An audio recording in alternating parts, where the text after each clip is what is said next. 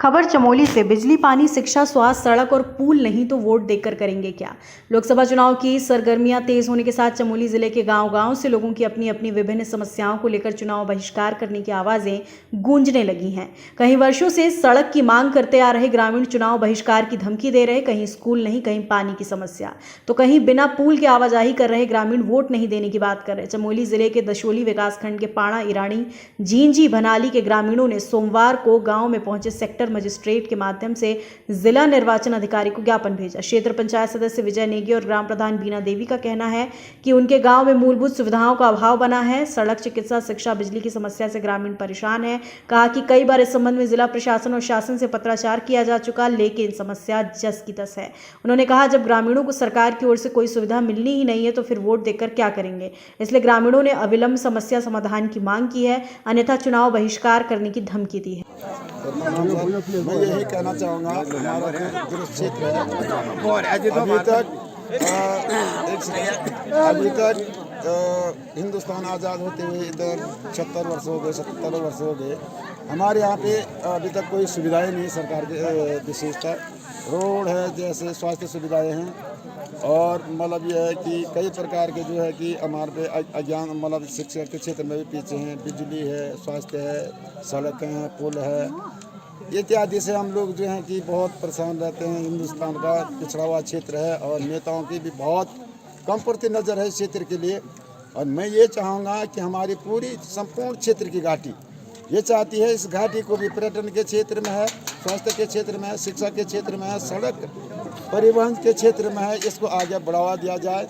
इसलिए आज हमारी जनता ये सोच के चलती है कि हम लोग पिछड़े होने के कारण इस बार जो है कि लोकसभा चुनाव को पीछे रखने के विशेष ध्यान पे आते हुए हम शासन प्रशासन को, महिला पुरुष सारे क्षेत्र के लोग जो है एकत्रित होकर लिख रहे हैं कि हमारी मांगें पूरी होगी तभी शासन का जो है कि वोट या पोलिंग बूथ पे वोट दी जाएगी।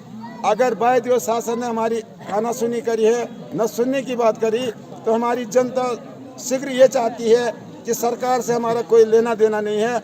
हम कभी भी किसी मोड़ पे भी इस बार जब तक हमारी मतलब सुविधाएं नहीं हुई तब तक हम वोट देने के लिए राजी नहीं है। ये आम आदमी का कहना है और आम महिला का कहना है, आम पुरुष का कहना है, आम बच्चा अशिक्षित अजानकार रहता है पिछड़े रहने के क्षेत्र में। इसलिए मैं आपसे धन्यवाद चाहता हूँ, सरकार गौर करे इस क्षेत्र में। सभी को मेरा प्रणाम, छोटों को मेरा प्रणाम और बड़ों को मेरा प्रणाम। मेरा जी मिला और आप सभी लोगों का बहुत बहुत धन्यवाद और हमारे सर का बहुत बहुत धन्यवाद कि हमारे गांव में आए। और वो तो उन्हीं को पता चल गया कि हमारे गांव में आने में कितनी दिक्कतें होती है, कितनी समस्याओं का सामना करना पड़ता है। हमारे यहाँ की जो गर्भवती महिलाएं होती है उनको कुर्सियों के सहारे कैसे ले जाया जाता है। और जब रोड नहीं तो वोट नहीं, और हम वोट बहिष्कार करना चाहते हैं। हम चाहते हैं कि हमारे गांव में भी सड़कें आए, हमारे गांव में भी सुविधाएँ आए।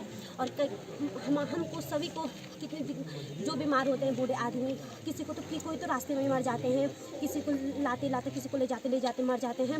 मैं अपनी सरकार से यही शासन प्रशासन से यही रिक्वेस्ट करती हूँ कि हमारे गांव में भी सड़क आए और हर चीज़ का सुविधाएं हमारे गांव में भी हर चीज़ें सुविधाएं से मिले।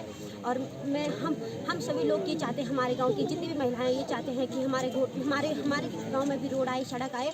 हमें भी जितनी भी वो है हमें भी सुविधाएं चाहिए और जब तक रोड नहीं तब तक वोट नहीं। हाँ बोलो सर, नमस्कार। मैं ग्राम सभा ईरानी का एक मूल निवासी हूँ और ये हमारे ये ब्रही घाटी में सन 58 से निजमुला तक रोड आई थी। उसके बाद कांग्रेस का राज चला, मतलब सन 2090 तक कोई सुनाई नहीं हुई। उसके बाद मेजर खनेड़ी जी मुख्यमंत्री बनी हमारे। हमने उनसे गुजारिश की, देहरादून गए और गोपेश्वर गए और उनके साथ लखनऊ तक गए, तब जाके उन्होंने ये 32.5 किलोमीटर पाना तक स्वीकृति की साहब। तो उन्होंने सन 2008 में रोड की स्वीकृति हमें दी। उसके बाद सन 2009 में रोड का काम चालू हुआ। जबकि उस दिन मैंने ही उस रोड का उद्घाटन किया था निजमुला से। तब से साहब आज कितना हो गया है, तब से कोई सुनवाई नहीं है।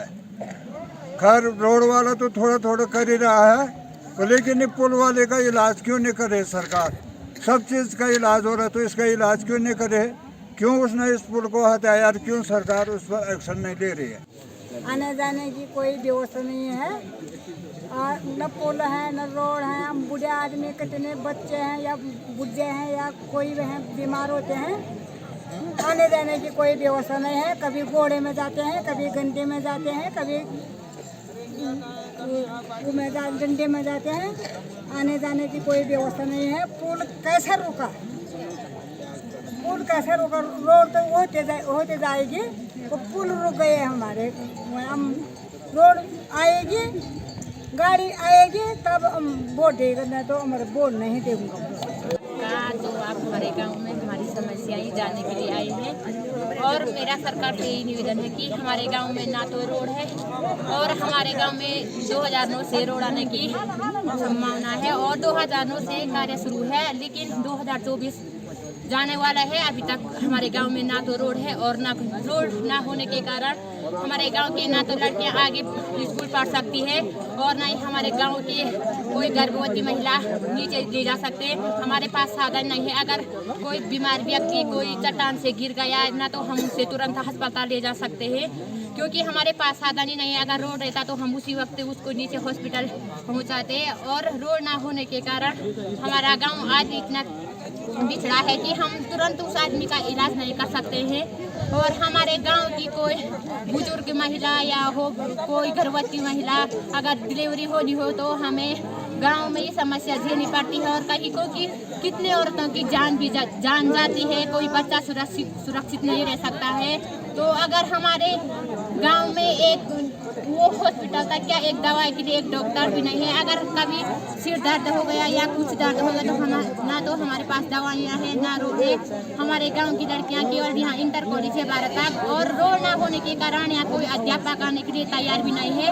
हमारा गाँव कितने क्लासों में से यहाँ से टीचर तो चले गए हैं, लेकिन हमारे स्कूल में अभी तक ना किसी सब्जेक्ट में टीचर आए हैं और ना ही कुछ हमारे छोटे भाई बहन। हमने तो ऐसे काट दिया है हम अपने वो दिन स्कूल, तो हमारे छोटे भाई बहन भी आज क्लास में ना तो टीचर है, खाली सुबह जा रहे और वैसे ही शाम को घर आ रहे। उनके पास ना तो उन्हें पढ़ाने के लिए टीचर है और ना ही हमारे गांव की लड़कियां आगे बढ़ सकती है। क्यों कैसे बढ़े? क्योंकि अगर रोड रहता हमारे गाँव में तो हम आगे बढ़ सकते हैं। हम भी मैं विजय सिंह नेगी, क्षेत्र पंचायत सदस्य पाणाई रानी जी बनाली बोना। और आज हमारे ग्राम पंचायत ईरानी में जो संयुक्त मजिस्ट्रेट निर्वाचन आयोग से आए हैं उनका हार्दिक अभिनंदन। और हमने 15 तारीख को माननीय मुख्यमंत्री जी को भी अपनी क्षेत्र की समस्या को रखा था चुनाव बहिष्कार के संबंध में। और कई बार हमने अपने पत्र के माध्यम से माननीय जिलाधिकारी महोदय, अधिशासी अभियंता और मुख्यमंत्री को कई बार हमारे ग्रामीणों ने, हमारे जनप्रतिनिधियों ने कई बार लेटर भी दिया है और उस पर भी आज तक भी शासन प्रशासन चुप बैठी है। और हमारा जो मेन मुख्य कारण है जीजी पुल प्लस PMGSY जो प्रधानमंत्री सड़क योजना के तहत जीजी पुल निर्माण चल रहा है और जो सड़क का काम चल रहा है 2009 से और 2019 से पुल का काम जो चल रहा है अभी तक बंद पड़ा है। और हमारे लोगों को इतनी असुविधा हो रही है इस सड़क और पुल न होने से। हमारे गर्भवती महिलाओं को, अभी आपने गर्भवती महिलाओं की पीड़ा सुनी, और इतनी समस्या हो रही है। और यहाँ पे सड़क और पुल न होने से जो सरकारी कर्मचारी हमारे यहाँ रहने को भी उपलब्ध नहीं हो पा रहे हैं, क्योंकि उनको सुविधा नहीं मिल पा रही है। और तो हमारे सारे ग्रामीणों का यही इस बार का जो यही संकल्प लिया है, चाहे मेरे ग्राम पंचायत ईरानी के हो, चाहे ग्राम पंचायत पाणा के हो, बोड़ा के हो, बनाली के हो, जींजी के लोग हो, सब लोगों ने एक मन ठाना है अब की बार वोट का बहिष्कार। और मैं आज हमारे बीच में संयुक्त मजिस्ट्रेट आए हैं। मैं पहले हमारे सारे लोगों का एक जो आज का जो नारा रहेगा, अब की बार रोड नहीं, जब तक रोड नहीं। खबर भारतवर्ष के लिए चमोली उत्तराखंड से सुरेंद्र धनेत्रा की रिपोर्ट। अपने शहर, अपने प्रदेश की ताज़ा खबरों के लिए लाइक करें, शेयर करें, सब्सक्राइब करें और हाँ, बेल आइकन दबाना ना भूलें, क्योंकि खबर हमारी फैसला जनतंत्र का।